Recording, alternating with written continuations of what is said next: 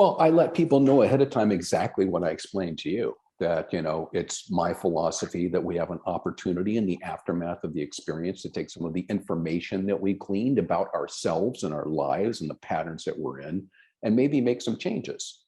And then if that's what you're looking for, maybe I'm a fit for you. This might be something that works. If it's something of a more spiritual nature, we can talk about that.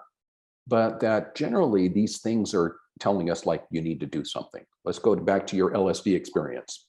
So things were coming up for you. And this is what happens to people sometimes. People are like, I know this guy did a lot of acid and he sort of went nuts. Well, that guy was probably just doing, chasing the dragon. He's just going back like, oh, that's what works for me. I need to keep taking this stuff, and not working with the information it was giving him.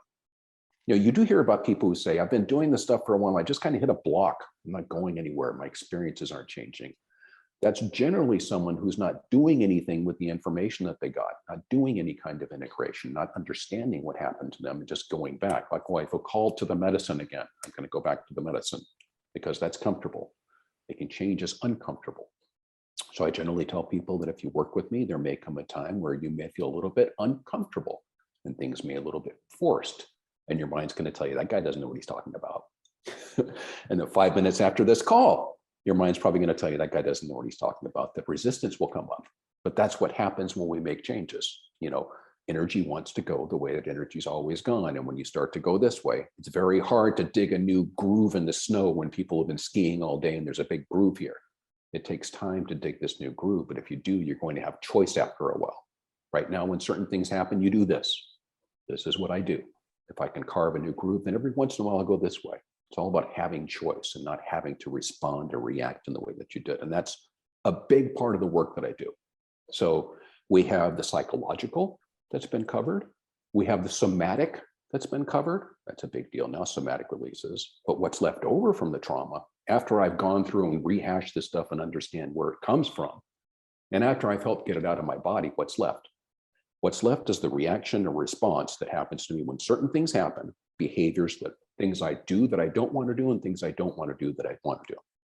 My response to the trauma, the manifestations of my trauma, the bad habits and patterns, ways of being and thinking that we all have, that we think of as like bad habits or patterns that we want to break.